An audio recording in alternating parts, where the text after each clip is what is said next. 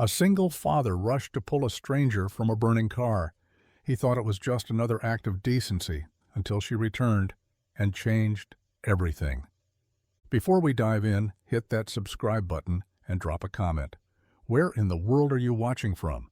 The sky had dimmed to a heavy charcoal gray by the time Marcus shifted his truck into second and turned onto the county road.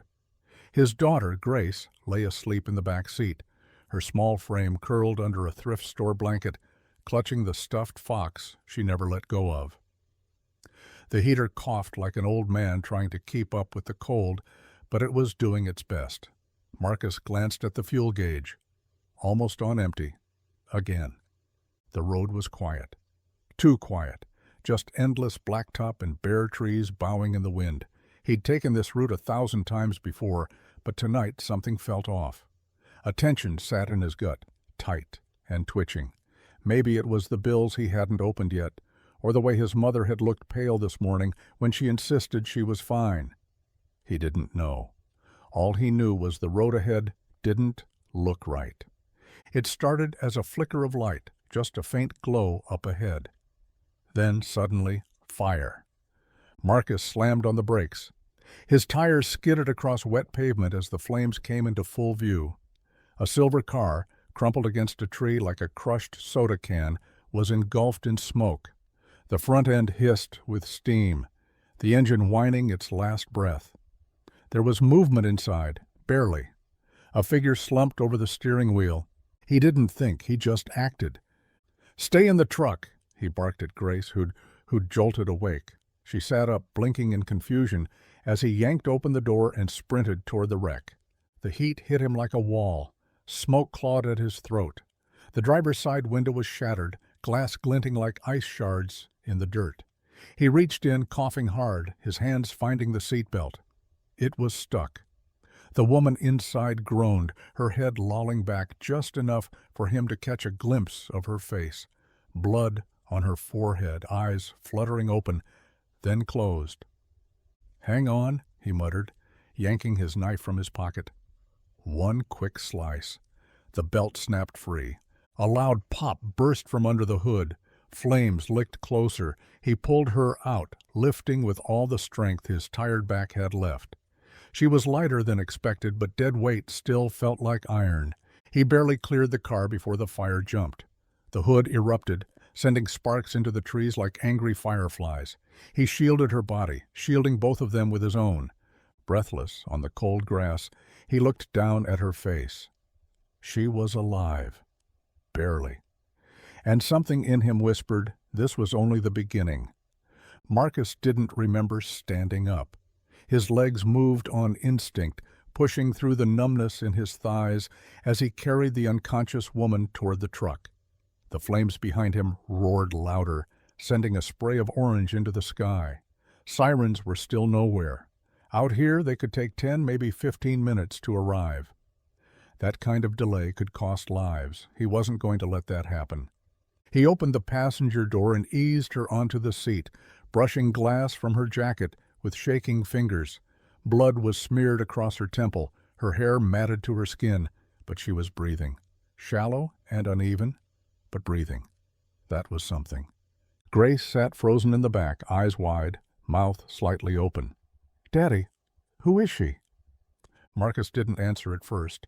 He grabbed a worn flannel from the back of the seat and pressed it gently against the gash on the woman's forehead. "I don't know," he said finally, his voice low, his mind still trying to catch up. "She crashed. I couldn't just leave her." The smell of smoke followed him into the truck, bitter and sharp. He slammed the door shut and turned the key. The engine sputtered, hesitated, then caught. Thank God. His hands trembled as he turned onto the road, keeping one eye on her, the other on the darkness ahead. The hospital was 25 minutes away if traffic was good, but tonight, with the roads slick and visibility low, it would take longer. He pressed the gas anyway. At every turn, the truck groaned under the strain. The dashboard lights flickered. The heater wheezed. He couldn't afford for it to break down. Not now. He didn't know who this woman was, but she'd nearly died in front of him, and Marcus wasn't the kind of man who could drive away from something like that. She stirred once, a quiet sound, almost a whimper. Her eyes opened for a split second, dazed and unfocused, then closed again. "You're okay," Marcus whispered, even though he wasn't sure she was. "You're safe." He didn't notice the tears on Grace's cheeks until they were halfway there. "Is she gonna die?" Marcus's throat clenched. He didn't know how to answer that. "I hope not," he said. Then, quieter to himself, "I really hope not." The hospital lights cast a harsh glare on the wet pavement as Marcus skidded into the emergency bay, tires screeching, engine coughing, like it had one last breath to give. Before the truck had fully stopped, he was out of the driver's seat, yanking the passenger door open. "She's unconscious. Car accident," he called out, his voice loud, almost too loud. Nurses ran toward him, a stretcher already rolling between them. One of them barked orders into a radio clipped to her scrubs, her expression sharp with urgency. Another grabbed the door and helped lift the woman out of the truck with practiced precision. Marcus backed away, hands raised like he might somehow help by not being in the way. The doors flung open, and they disappeared into the brightness of the ER, swallowed by the white walls and clinical chaos. He stood there for a long second, unmoving, soaked in sweat and smoke. His chest heaved, his heartbeat was still sprinting. The adrenaline hadn't left his body yet, it had taken root and wasn't letting go. Grace had followed him out of the truck, her eyes big and scared, her little hand clutching his jacket sleeve. She didn't say anything. She didn't have to. Marcus knelt beside her and pulled her close. "She's in good hands now," he murmured. "They'll take care of her." A nurse appeared beside them, clipboard in hand. "Sir, did you know the patient? Are you a relative?" "No," Marcus said, wiping soot from his face. "I just saw the crash, pulled her out." The nurse looked up from her form, studying him for a moment. "Then you saved her life." He didn't respond. It didn't feel like heroism. It felt like survival. Inside, the sliding doors whooshed open again as a police officer stepped through. Tall, heavy-set, young. He walked with a notepad in one hand, his other resting near his belt. "You the guy who pulled the woman out of the wreck?" he asked. Marcus nodded, standing up straighter. "Got a few questions for you." Of course he did. Marcus rubbed his face and looked down at Grace. "She's 7, he said. "Can she stay here with me while we talk?" The officer nodded. "That's fine." He followed the man to a quiet bench in the hallway. The questions came quickly. "What road were you on? What direction was she coming from? Did she say anything? Had she been drinking?" Marcus answered every one, calm, measured, truthful. But something about the officer's tone, it wasn't suspicious, not quite, but it wasn't warm either. Like Marcus was just another loose thread in a story waiting to unravel. When it was over, Marcus asked the only question that had started to form in his mind. "Is she going to make it?" The officer shrugged, closing his notebook. "They're working on her now. Guess we'll see." The waiting room was a graveyard of plastic chairs and worn-out magazines, but to Marcus, it might as well have been purgatory. He sat with his elbows on his knees, hands clasped so tight his knuckles were white. Grace leaned against his side, wrapped in a blanket a nurse had given her, eyes fighting to stay open. Midnight had come and gone, the hospital hummed around them, voices through intercoms, distant beeping monitors, the quiet shuffle of nurses changing shifts, but nothing from behind the double doors that led to the trauma unit. Every so often someone in scrubs would walk past, and Marcus's heart would lurch. But they never stopped, never looked his way. He'd seen the damage. The car was crumpled like paper. The flames had swallowed it in seconds. If he had hesitated even once, she'd be dead. The thought haunted him more than he wanted to admit. Not because he knew her, he didn't, but because something about her face, so pale and fragile, when he pulled her from that wreck, kept flashing in his mind like a warning he couldn't ignore. Another hour passed, then another. Finally the doors swung open. A doctor stepped out, her expression neutral but not grim. Marcus stood up so fast, Grace startled beside him. "She's stable," the doctor said, "unconscious, But she's breathing on her own now. She has a concussion, 3 broken ribs, and a fractured wrist. But she's going to make it." Marcus exhaled slowly. It was like someone had just drained the pressure from his chest. "Thank you," he said, barely above a whisper. "She's lucky," the doctor added. "Whoever pulled her out got to her just in time." He nodded but said nothing. Lucky, that wasn't the word he would have used. It felt too small. The doctor glanced toward Grace. "We'll move her to a room soon. She won't be able to answer many questions for a while, but if you're the one who helped, she might want to see you when she wakes up." "I'm not family," Marcus said quickly. "Maybe not," the doctor replied, "but that doesn't mean you're not important." Marcus sat back down, Grace resting her head in his lap. He looked at the blank wall ahead of him, wondering why it felt like everything in his life had just shifted, like something irreversible had begun, and he had no idea where it would lead. The morning sunlight cut through the hospital windows in thin blades, turning sterile floors into mirrors. Marcus hadn't slept. He didn't need a clock to know the night had passed. His body told him in every sore muscle, every slow breath. Grace was curled up in the chair beside him now, asleep again, her cheek pressed against his jacket. He hadn't planned to stay this long. After the doctor's update, he told himself they'd go home. But when he stood to leave, something in him resisted, as if walking away would break some silent promise he'd made when he dragged that woman from the fire. A nurse appeared mid-morning, clipboard in hand. "She's awake," she said, her voice quiet, respectful. "Still disoriented, but she's asking questions." Marcus hesitated. "She asked about me?" The nurse nodded. "She said the last thing she remembers is headlights, then smoke, then someone's arms around her. Said she remembers a man's voice telling her she'd be okay." He didn't know what to do with that. He hadn't done anything special. He just reacted. Anyone with a heart would have done the same, or at least that's what he told himself, but the weight of it still hung on him, like the fire had scorched more than just her car. "She doesn't know your name," the nurse added. "I can tell her you've gone, if that's what you want." Marcus looked down at Grace, still sleeping peacefully, then back toward the hallway. "No," he said after a pause. "I'll talk to her." The nurse led him down the corridor, past glass windows and rooms filled with machines, quiet patients, and soft television noise.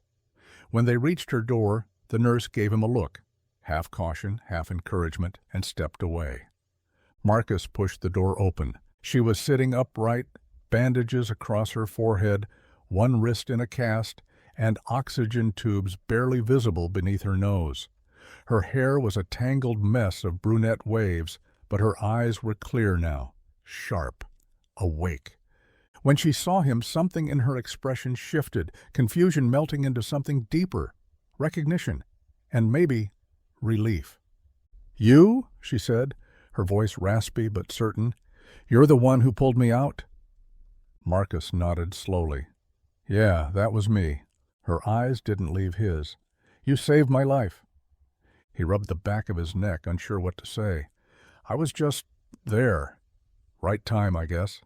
But the look on her face said otherwise, like something in her world had cracked open, and he had walked right through it. The silence between them stretched longer than it should have. Marcus stood by the door, unsure if he should step inside or turn around and walk away. The woman in the hospital bed watched him with eyes that didn't match the machines and bandages around her. They were clear, alive, studying him like she was trying to put a puzzle back together, piece by jagged piece. "You don't even know my name," she said after a moment, her voice hoarse but steady. He stepped in finally, shutting the door behind him. "Didn't need to know it. I just knew you were in trouble." A faint smile touched the corner of her lips, barely there. "It's Vivian Hale." The name didn't register, not at first. He nodded politely. "I'm Marcus. This is not how I usually meet people." Vivian chuckled, but it turned into a wince, her hand instinctively going to her ribs. Marcus took another step forward, then stopped himself. She looked fragile, like the wrong movement might undo her. "I didn't mean to—" he started. "No, I'm fine," she said, catching her breath. "Broken bones and bruises. Could have been worse." "It was going to be," Marcus said. "That fire.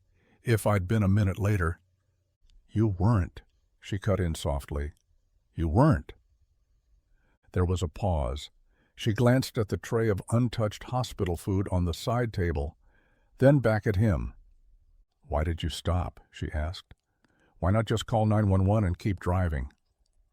Marcus looked at the floor, jaw tightening.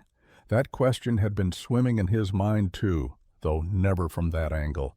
"Because I couldn't leave someone to burn alive," he said simply. "Because I've lost someone before, and I know what it's like when help comes too late." Vivian blinked. Something behind her expression shifted. "I don't remember much," she whispered. "Just your voice, telling me I was safe." "You were," he said. "You still are." Another silence passed. Not awkward, just real. Marcus turned to leave. "I didn't come for thanks. I just wanted to make sure you were okay." "Wait," she said, her voice catching him mid-step. He turned back. "Your daughter," she asked.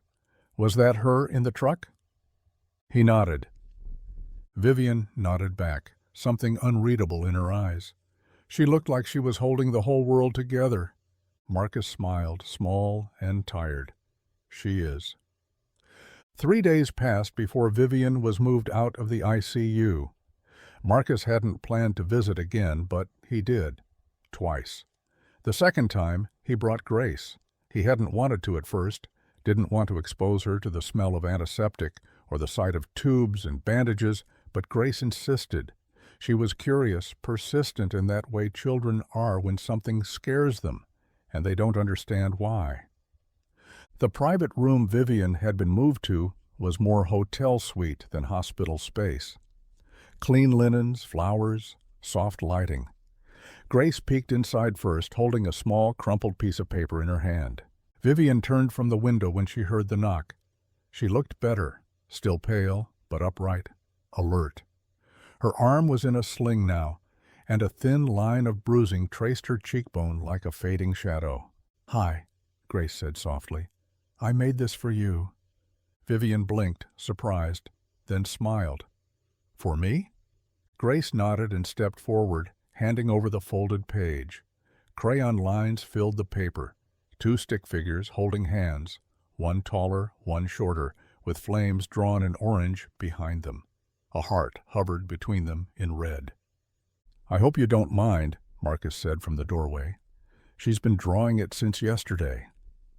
Vivian unfolded it with care, as if it might tear just from her touch. "It's beautiful," she said, her voice thickening. "That's us?" Grace nodded proudly. "That's me and my dad pulling you from the fire." Vivian laughed, caught somewhere between touched and overwhelmed. "You're a very talented artist, Grace." Grace beamed, then walked to the side of the bed without asking, and sat down like they were old friends. Marcus stayed back, uneasy, but Vivian glanced at him and gave the smallest nod, inviting, not pressuring.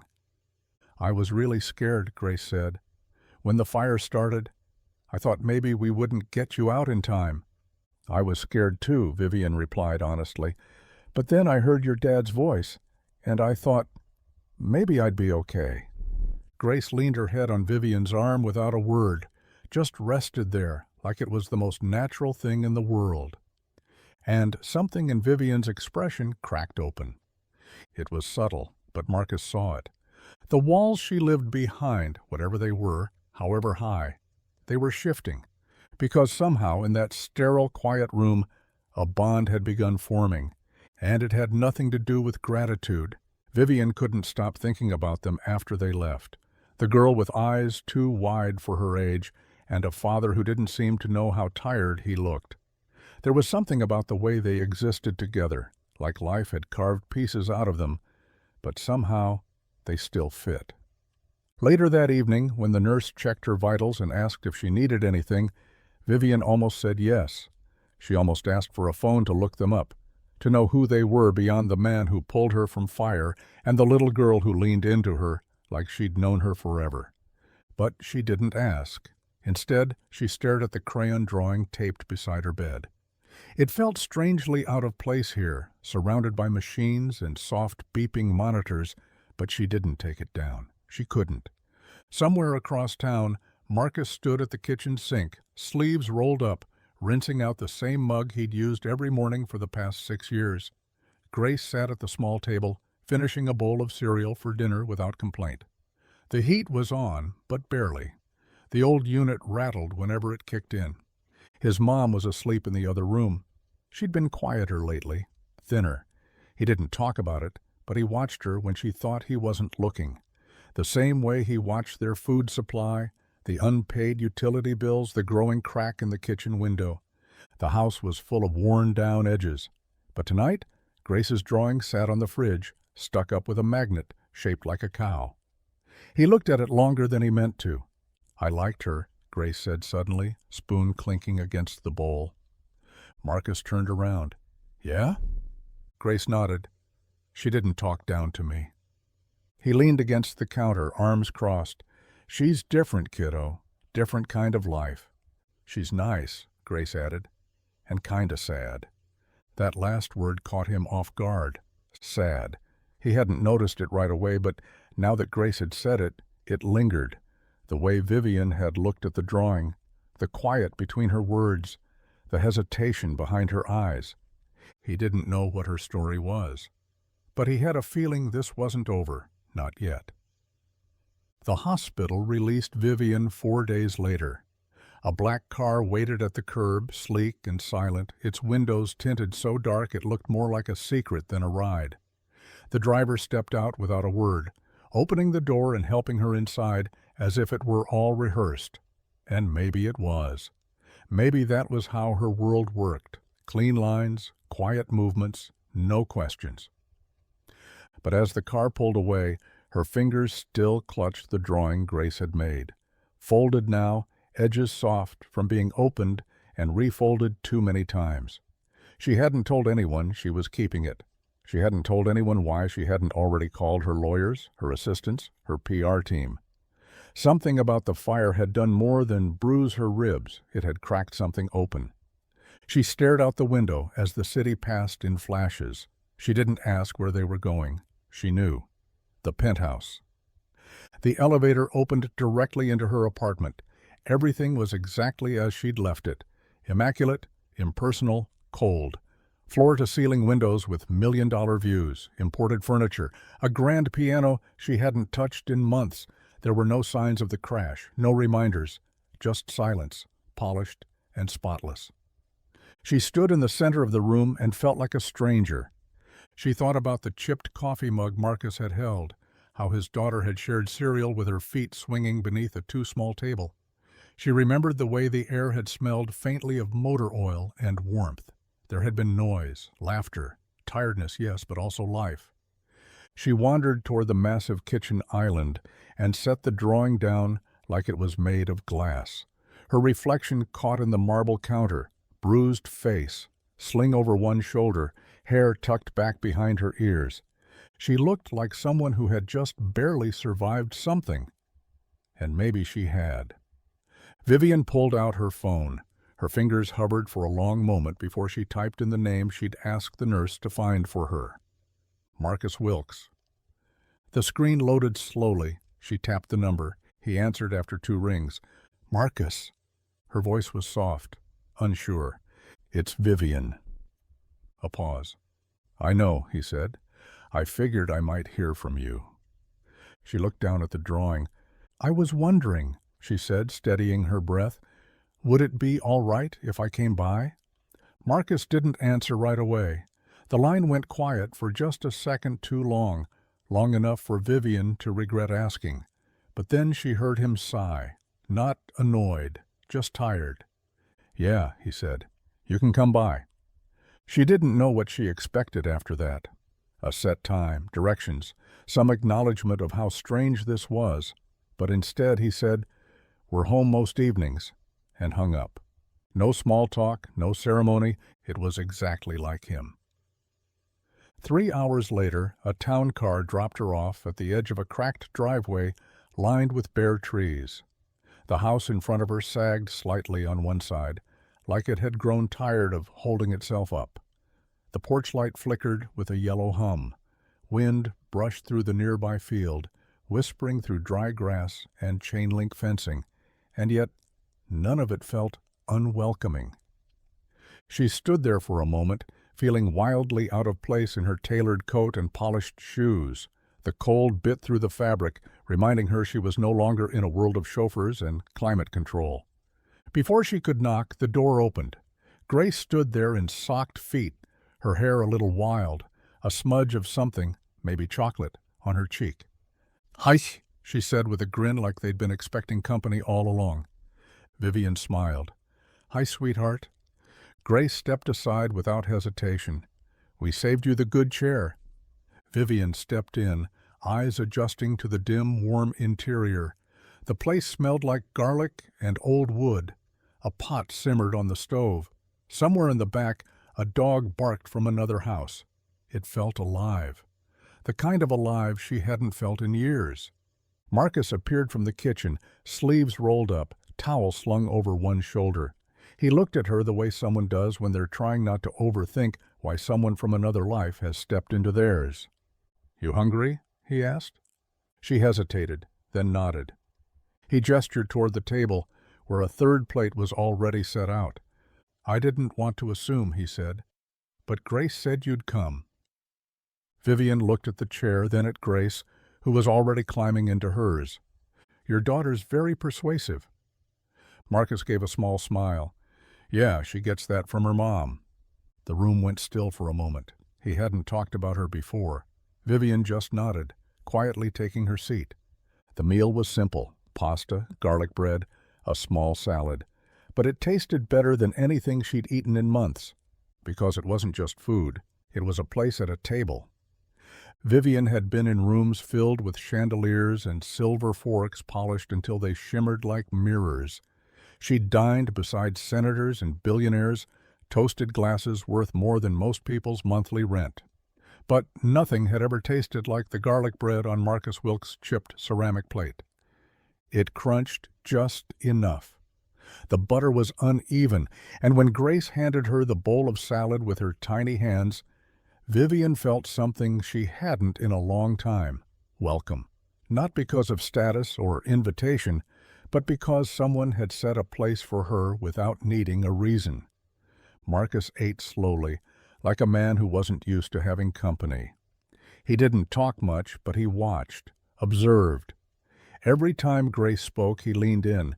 Every time Vivian winced, still sore from the crash, he noticed. It wasn't performative. It wasn't pity. It was just care, the quiet kind. "So are you like super rich?" Grace asked mid-meal, stabbing a tomato with more intensity than necessary. Vivian nearly choked. Marcus looked up sharply. "Grace," he said, half a warning. But Vivian held up a hand, amused. "It's okay. She's just asking what most people are too polite to." Grace shrugged. "You came in a car that looks like a spaceship. That's rich stuff." Vivian smiled, but it didn't quite reach her eyes. "Yeah," she said softly. "I guess I am." "But you don't talk like rich people," Grace added, mouth full. "They always sound bored." Marcus shook his head. "Chew before you speak?" Vivian laughed. She's not wrong. After dinner, Marcus cleared the table. Vivian offered to help, but he waved her off. Grace dragged her into the living room instead, showing her the tower of drawings she'd been working on. "This one's you in the fire," she said, holding up a page filled with red and orange scribbles. "And this one's when you got better." Vivian blinked, her throat tightening unexpectedly. The second drawing had her smiling, holding hands with two stick figures, Grace and Marcus. All three were standing in front of a lopsided house. "Is that your home?" she asked gently. Grace nodded. "Yeah, but you're in it too now." Vivian looked up, and in that single moment, everything about her life, the penthouse, the staff, the empire, felt like the loneliest place on earth. The night air had turned colder by the time Vivian stepped out onto the porch. Marcus stood there already, leaning against the railing, a steaming mug of coffee in his hand. The porch light flickered behind them, casting soft shadows onto the steps. Crickets chirped somewhere in the distance. The sky was clear. No city glow to drown the stars. She could see every one of them. "I didn't expect dinner," she said quietly. "I didn't expect you to come," he replied, sipping from the mug without looking at her. Vivian folded her arms against her chest. The sling itched under her coat, the dull ache in her ribs pulsing with each breath, but she didn't want to go back inside. Not yet. "You're not like I imagined," she said. Marcus raised an eyebrow. "And how exactly did you imagine me?" "I don't know," she admitted. "Gruffer, maybe a little colder, less patient." He chuckled low, like the sound surprised even him. "Guess saving your life set the bar pretty high?" She didn't smile, not this time. "I meant what I said back at the hospital," she murmured. "You could have left me. You didn't." Marcus finally looked at her then, really looked. "Couldn't have lived with myself if I had." A long silence fell between them. "I don't really have anyone," she said suddenly, voice catching. "Not really.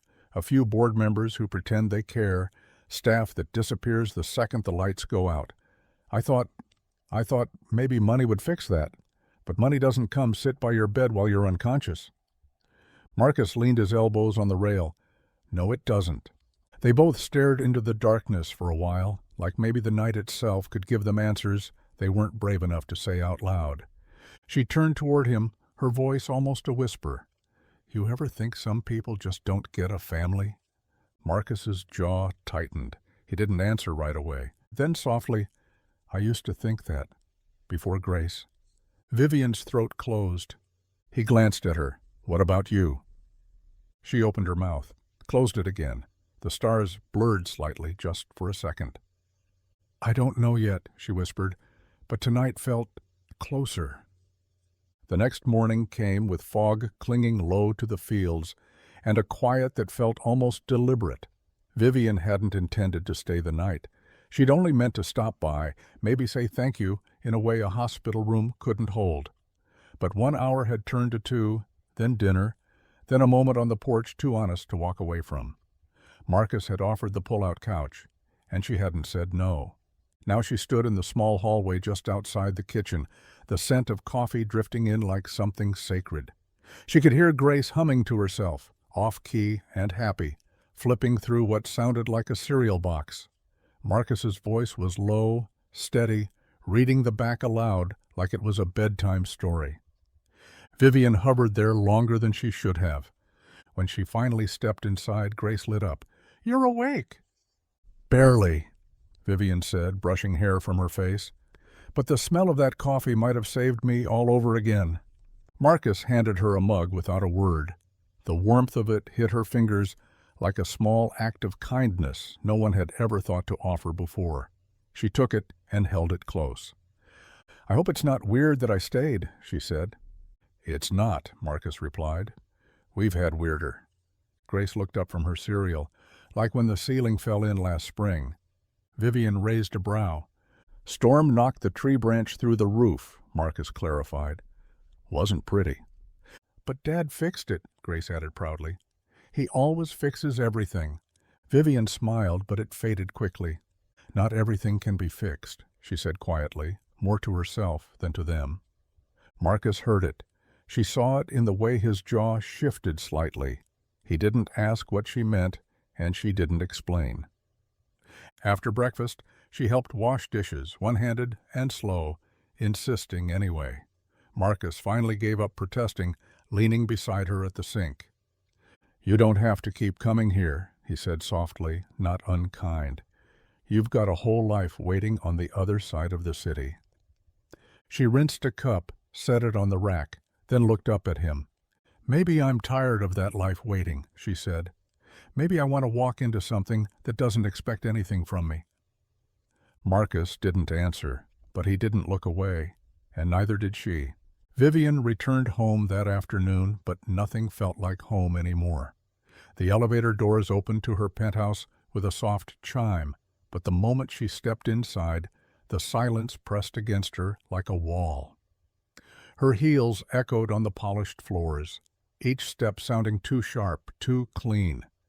Everything was in its place, perfectly aligned furniture, untouched fruit bowl, spotless counters, but none of it felt lived in. She dropped her keys on the marble island, the clatter startling in the stillness. For a while she just stood there staring out through the glass windows at the skyline. Her reflection stared back. Perfect posture, tailored coat, expression unreadable, but inside something was unraveling. She peeled the coat off slowly, let it fall over the back of a chair, and walked barefoot toward the hallway. Every room she passed felt colder than the last. The office where she'd fought for. Deals worth millions. The guest bedroom, untouched for months. The master suite, where the sheets remained tucked, untouched by anything real. No laughter. No music. No Grace sitting on the floor drawing pictures of people who actually saw her. She stopped at the edge of her bed and sat down, like the weight of everything had finally caught up.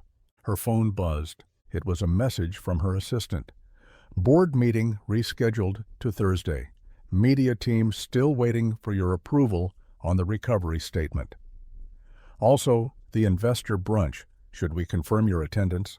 Vivian stared at the screen for a long moment, then locked it without replying. The world she'd built, strategic, polished, relentless, was knocking. But her hand wouldn't open the door this time. She reached into her purse and pulled out the folded crayon drawing Grace had given her. The edges were soft now, worn from being held. She ran her thumb over the stick figures, that crooked house, that red heart between them. She stood up, walked to the massive stainless steel fridge, and without a second thought pressed the paper flat and stuck it there with a magnet shaped like a golden lion. It looked ridiculous against the cold, gleaming metal. But for the first time in a long time, something about it felt right. She stepped back, arms crossed, eyes locked on that child's drawing, and she whispered to the silence, "I'm going back." Marcus didn't expect her to show up again so soon. He was halfway through patching a leak in the garage roof when he heard Grace's voice through the open window. "She's back!" He nearly lost his balance on the ladder. By the time he climbed down, wiping sweat and dust from his hands, Vivian was already standing at the base of the porch, holding a paper bag in one hand and shielding her eyes from the sun with the other. She looked different today, less polished. Her hair was pulled into a loose braid, no makeup, worn jeans, and a gray hoodie that didn't belong in her world, but fit perfectly in his. "I brought food," she called out, lifting the bag slightly. "And don't say no. Grace already saw me." Marcus shook his head, but there was a ghost of a smile behind it. "You bribing your way in now?" "If it works, I won't stop," she said, walking past him like she'd always belonged there. Grace took the bag from her like it was treasure, dragging it to the kitchen. Marcus followed her in, unsure how to feel. This was new territory, familiarity creeping in where there used to be caution. "Didn't think I'd see you again this soon," he said, leaning against the counter. Vivian turned to him, her voice softer now. "I didn't think I'd want to come back this soon." He studied her, the way she held herself, not like a guest, but like someone who had been away and missed it. "You all right?" he asked. She nodded slowly. "I went home. I sat in that giant apartment full of everything I thought I wanted, and all I could think about was your daughter asking me if I'd be in her drawing." Marcus looked down, his jaw tight. "She doesn't get attached easily." "Neither do I," Vivian said. Silence filled the space between them. Then she stepped closer. "This place, it's rough. The roof leaks, the floors creak, and I think your stove growled at me last time." Marcus raised an eyebrow. "It does that sometimes." She smiled. "But it's real. And I think I'm tired of everything that isn't." He didn't say anything, just reached into a drawer, pulled out a mug, and filled it with coffee. Set it gently in front of her. Vivian took it like a peace offering, and in that moment neither of them felt like visitors in each other's lives anymore. Later that night the three of them sat in the living room, curled around mismatched cushions and a beat-up coffee table covered in puzzle pieces. Grace had picked the box, a woodland animal theme, and was determined to finish it before bedtime. She worked with a kind of quiet intensity that mirrored her father, tongue peeking out between her lips as she concentrated. Vivian had kicked off her shoes and tucked her legs beneath her on the carpet, holding a piece in her hand, but mostly watching the two of them. The way Marcus leaned in when Grace asked for help. The way his hand hovered just enough to guide her, but never take over. He let her lead. Always. She hadn't seen that before. Not in boardrooms, not in childhood, not in any of the relationships she'd fumbled through over the years. Control had been her currency, but this was something else entirely. Respect, maybe, or trust. "You're staring," Marcus said, not looking up. She blinked, caught. "I'm just taking it in." He gave a small grunt that might have been a laugh. Grace looked up. "You're bad at puzzles." Vivian smiled. "That's probably true." "We can teach you," Grace said without hesitation. "We're a good team." Vivian nodded slowly. "Yeah, I can see that." When Grace finally grew too tired to hold her eyes open, Marcus carried her to bed, whispering something soft into her hair as she clung to his shoulder. Vivian stood in the hallway, watching from a distance, feeling like an intruder in a moment that had nothing to do with her, but wishing it did. When Marcus returned, his face was gentler, touched by something unspoken. He sat back down across from her at the coffee table. The puzzle remained half-finished between them. "She used to ask if her mom was coming back," he said suddenly. No preface, no warning, just the truth. Vivian didn't move. "And now?" "She doesn't ask anymore," he said, voice low. "But she watches the door sometimes, like she still hopes." The quiet stretched long between them. "She doesn't need perfect," Vivian said. "She just needs someone who stays." Marcus looked at her then, really looked, and didn't look away. Vivian's visits became more frequent after that night. There was no schedule, no plans. She'd just show up, sometimes with groceries, sometimes with takeout, once with a basket of apples from a farmer's market she'd passed on the drive. Marcus never asked her to come, and she never asked if she could. She just did. And each time, the hesitation in her eyes faded a little more. It didn't take long for people to notice. The first sign came at the gas station just off Route 17. Marcus was filling up the truck when he heard it. Two men at the next pump, talking just a little too loudly. "That her? The one from the crash?" "Looks like it. Doesn't really fit in, does she? Rich type." "You think he's got something going on with her?" "Maybe. Or maybe she's just slumming it for a while." Marcus didn't say anything. He didn't flinch. But something behind his ribs tightened like a fist. He finished filling the tank, got in the truck, and drove home without a word. That evening, he didn't speak much during dinner. Grace picked up on it right away, watching him from across the table with cautious eyes. Vivian was quieter too. She sensed the shift, even if she didn't know the reason. After Grace went to bed, she lingered in the kitchen while Marcus stood at the sink, scrubbing a dish a little too hard. "They're talking, aren't they?" she asked softly. He didn't turn around. "Small town. People notice things." "I can leave," she said, "if it makes it easier for you." Now he did turn, slowly, the dish in his hand still dripping. "Is that what you want?" She met his eyes. "No." "Then don't say it like it is."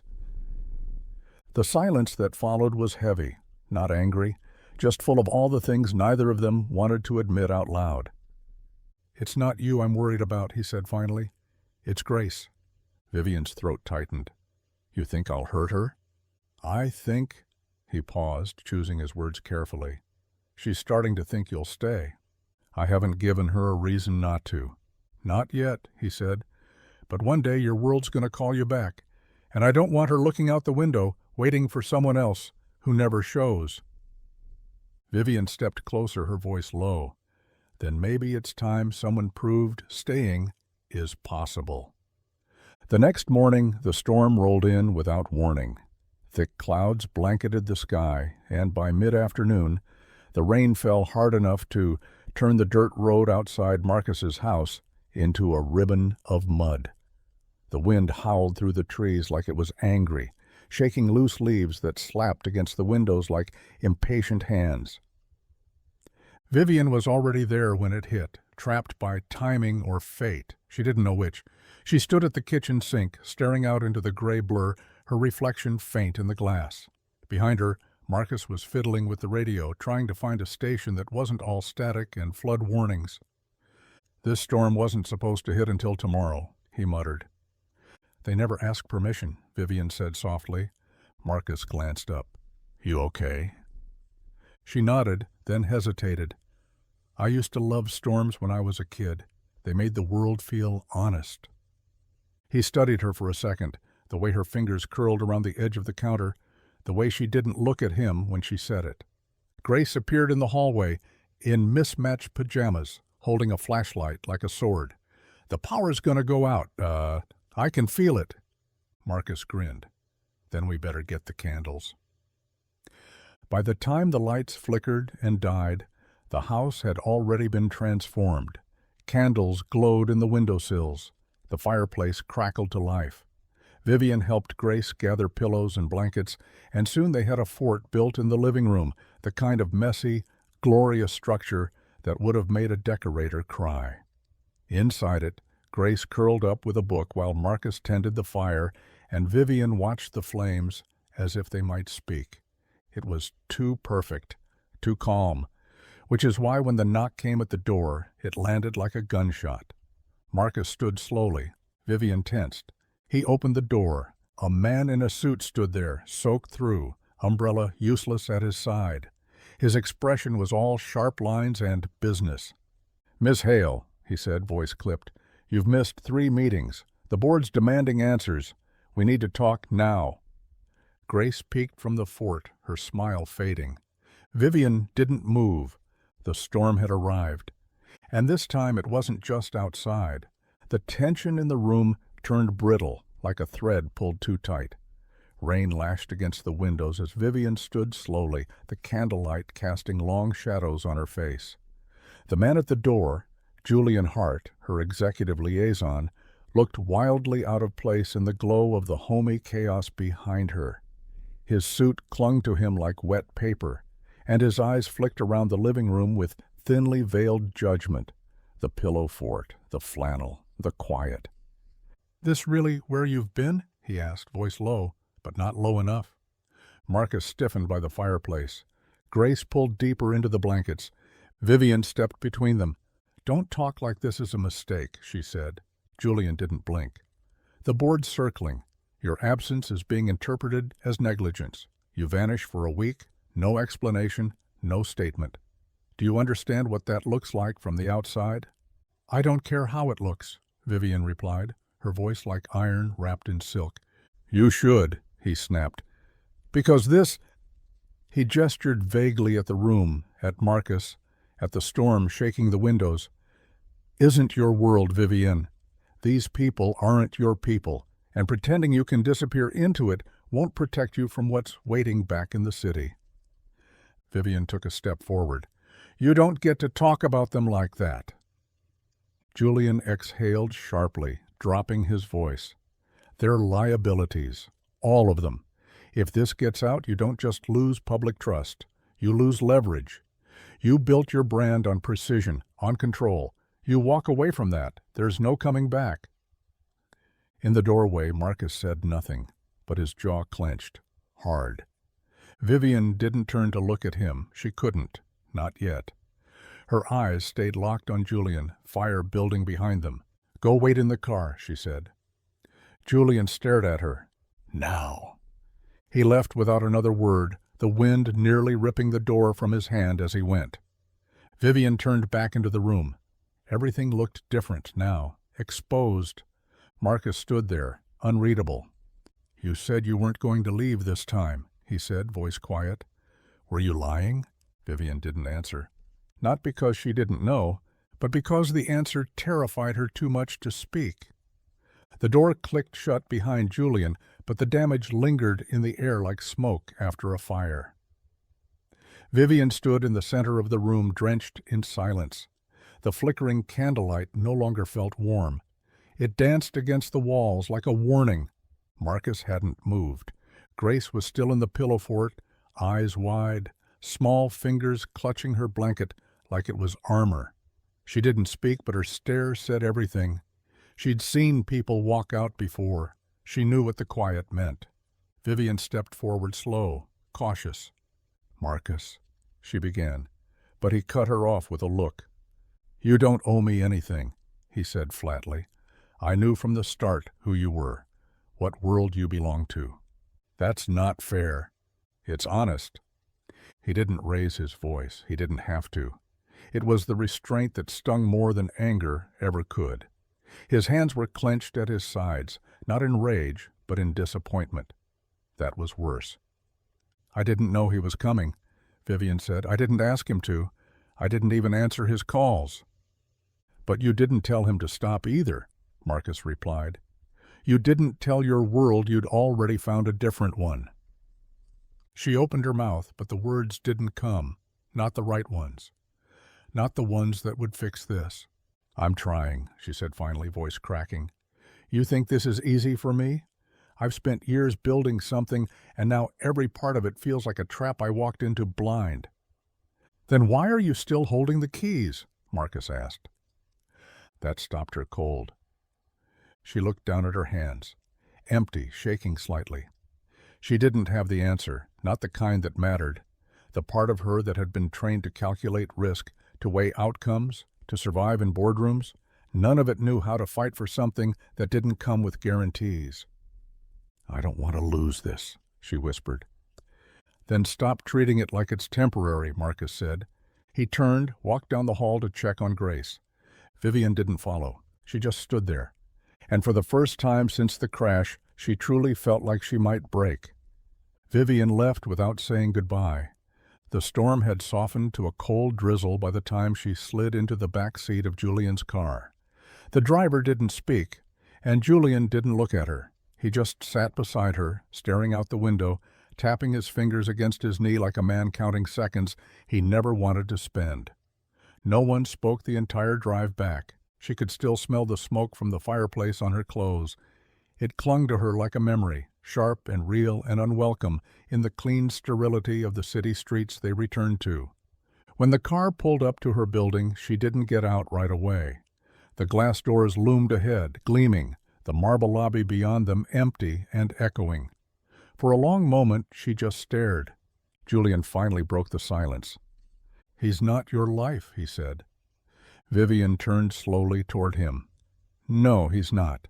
But he's the first thing in years that felt like it could be."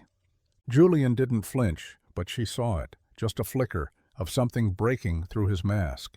"You step back now," he warned. "You salvage everything. You step forward, you lose control. The board, the press, the investors, they won't wait for you to clean this up." "I'm not interested in cleaning it up," she said. "I'm interested in doing it differently." "You're playing a dangerous game, Vivian."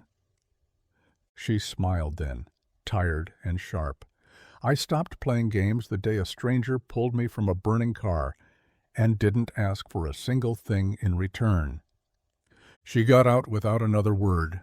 Upstairs, her penthouse felt colder than ever. The drawing still hung on the fridge, edges curling slightly, its red heart faded but unyielding. She stood there for a long time, staring at it, arms crossed, throat tight. Everything inside her screamed to call Marcus, to explain, to fix it. But some things couldn't be fixed with words. They had to be proven. And Vivian knew, for the first time in her life, that proving something real meant risking everything else. The days that followed passed like fog. Marcus woke, worked, fed Grace, patched up the garage roof, and went to sleep without letting his thoughts stray too far in any direction. That was the deal he made with himself. Keep it simple, keep it quiet. Pretend the space she left behind didn't still echo in every room. Grace didn't ask where Vivian had gone. She didn't need to. Kids knew. They always did. But she watched the door more, stared out the window longer after school. At night, she didn't fall asleep as fast. She didn't say anything, but Marcus heard the way she shifted in bed, restless, waiting for footsteps that didn't come. He wanted to hate Vivian for the intrusion, for making them hope, for the silence that came after. But he couldn't, because she hadn't promised anything. She'd never looked him in the eye and said she would stay. She'd just shown up, brought warmth with her, then left before it could turn into something real. He told himself he should be grateful for the time, for the memory. But gratitude wasn't what clawed at him in the quiet. It was the absence. One night, long after Grace had fallen asleep, Marcus stood alone in the kitchen, washing dishes by hand, even though the dishwasher worked fine. He didn't need to do it. He just needed something to do, something to keep his hands moving, while his mind drifted to a woman standing barefoot in his kitchen, laughing at how terrible she was at puzzles, eating garlic bread like it was the first warm thing she'd tasted in months. The knock came just after midnight. He didn't move at first. He thought he imagined it, but then it came again, softer this time, like whoever stood on the other side wasn't sure they were allowed to knock at all. He dried his hands and opened the door. There she was, Vivian. No driver, no coat, just her, hair damp from the mist, arms wrapped around herself like she didn't know what held her up anymore. "I'm not here to talk," she said, voice breaking. "I'm here to listen, and if you'll let me, maybe stay." Marcus didn't say a word. He just stepped back and left the door open. Vivian stood in the doorway for a long moment, her feet planted on the edge of the threshold, like the slightest movement might shatter whatever fragile thing had brought her back. The silence between them felt raw, too alive to be empty, too charged to be safe. But Marcus didn't move. He didn't speak. He just stood there, arms at his sides, eyes holding hers like they hadn't broken. She stepped inside slowly. The door clicked shut behind her, soft but final. The house was the same uneven floorboards, same flicker from the hallway bulb, same scent of wood smoke and old coffee. But everything felt different, like it had been waiting. "I'm sorry," she said quietly. Marcus looked at her, but still didn't speak. "I let fear make the decision for me," she continued. "Fear of losing what I'd built. Fear of not knowing who I am without it. But when I walked away from you, from Grace, I realized I'd been lost long before I ever showed up here." She ran a hand through her damp hair, her voice cracking as she spoke. "I sat in that penthouse, looking out over a city that used to mean everything to me, and all I wanted was to be back in this house, tripping over blanket forts and getting teased about my terrible puzzle skills." A faint flicker crossed Marcus's face. "I'm not asking you to forget I left," she said. I need you to know that it wasn't because this didn't matter. It's because it mattered too much, and I didn't trust myself not to ruin it." Finally, Marcus spoke. His voice was quieter than she remembered, rougher. "You can't protect something by leaving it." Vivian nodded. "I know that now." He stepped closer, slow but sure, until there was barely space between them. He looked at her like he was still trying to believe she was real. "And what are you here for now?" She met his eyes, tears pooling but not falling. "To stay," she said, "if you'll let me." This time, when Marcus reached for her, it wasn't cautious. It was home. Grace woke to the smell of pancakes. Not the box mix kind Marcus usually threw together when time allowed, but something richer, sweeter.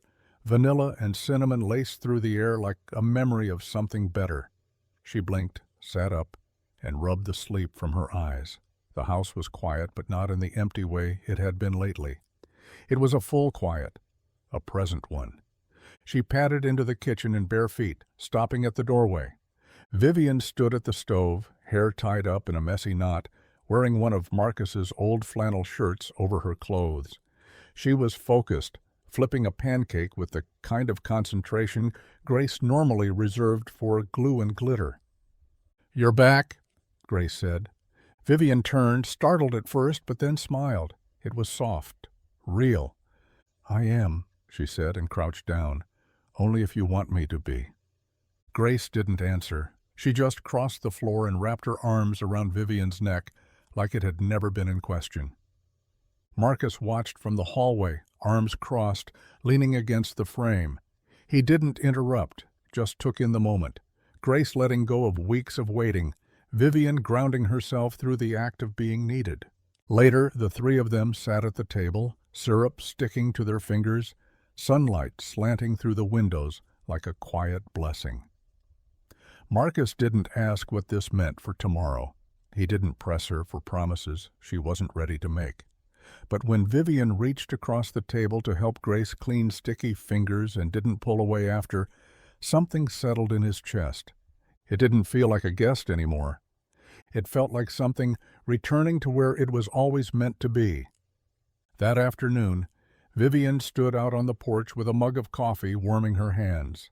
Marcus joined her, both of them silent, as they watched Grace chase a butterfly across the overgrown yard. "Your world's going to come knocking again," Marcus said quietly. Vivian nodded. "And this time, I'm not answering." He looked at her, really looked, and she meant it. Every word. It started small, a second toothbrush in the bathroom, a cardigan left draped over the arm of the couch, her favorite tea tucked behind the coffee canister like it had always belonged there. Vivian didn't announce her staying. She didn't pack a suitcase or move in with fanfare. She just stopped leaving. Marcus noticed it first in the mornings, the quiet rhythm of her footsteps while she moved through the kitchen, the way Grace laughed louder now, like some hidden part of her had been waiting to exhale. The tension that used to live in his shoulders had started to loosen, little by little. And still, no one said it out loud. Not yet. Not even to themselves. Until the papers came. Vivian found them in a neat envelope, left on the porch by a courier. Marcus had been under the truck, tuning something that didn't want to be tuned, and Grace had been painting on the driveway with water and chalk. Vivian stood frozen at the top step, envelope in hand, the return address sharp and familiar. Sinclair Holdings Legal Division. She didn't open it right away. She didn't have to. The weight of the envelope told her everything she needed to know. It was the beginning of her end at the company. Or maybe just the company's way of saying they were done waiting for her to choose. Marcus watched her from the side of the truck, grease on his fingers, eyes narrowed but steady. "Bad news?" "No," she said, setting the envelope on the porch rail. "Just overdue." He stood, wiping his hands on a rag, watching her like he was trying to figure out if this was the moment she'd bolt again. She didn't move. Instead, she turned to him, eyes clear. "I'm thinking of selling." Marcus blinked. "The company?" She nodded. "My shares, my name, all of it." He stared at her like he didn't quite believe it. She stepped closer. "I don't want to be part of something that doesn't have a place for who I am now." Marcus looked at the envelope again, then at her. "You sure?" Vivian smiled, soft but unshaking. "I've never been more." The living room was quiet when Vivian walked in that night, her hands still trembling from signing the final papers. She had done it, stepped away, let go. The company she'd built her identity around, the name she had carved into glass and steel, the boardroom that once silenced when she entered. It was all behind her now. What waited in front of her was uncertainty, but also something else, something deeper. Grace was curled up on the couch, wrapped in a blanket, flipping through a picture book, her lips moving silently as she read. Marcus sat beside her, legs stretched out, nursing a chipped mug of tea. He looked up when Vivian came in and saw it instantly, the way her shoulders slumped, the fatigue in her eyes, the weight she'd been carrying finally set down. She didn't say anything at first, just stood there, hovering at the edge of the room, like a stranger afraid to ask for permission to belong. Grace looked up and patted the empty cushion beside her. "Come sit." Vivian did. Marcus handed her his mug without a word. She took it, wrapping both hands around the warmth, grounding herself in the heat, in the silence, in the presence of people who didn't need anything from her but her being there. She took a slow sip and exhaled. "I signed," she said. Marcus nodded. He didn't ask what she'd signed. He already knew. Grace perked up. "Is that good?" Vivian looked at her, something tender breaking in her chest. It's new, but yeah, I think it's good.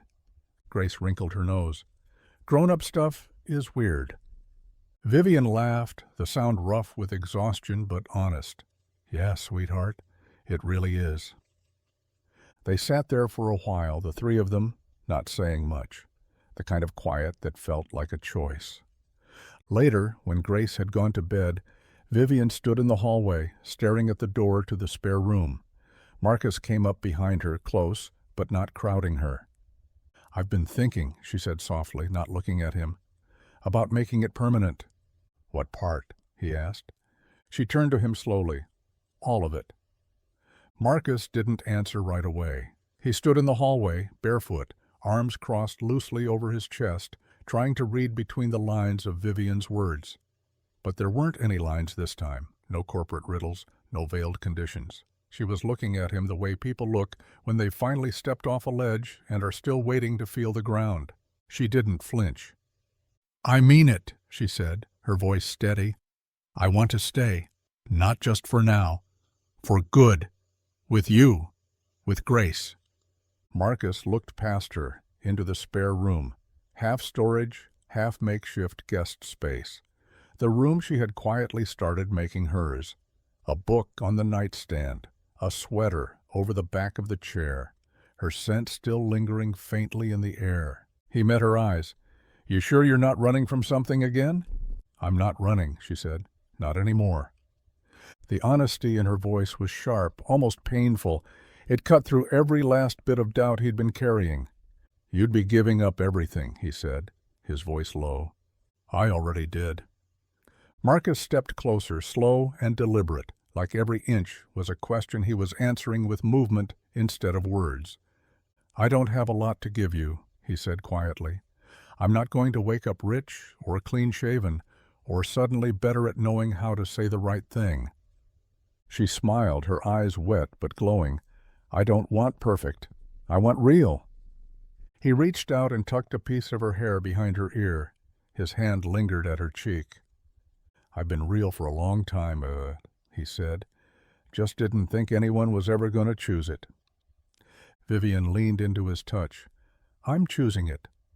I'm choosing you. In the dim light of the hallway, he kissed her, soft, certain.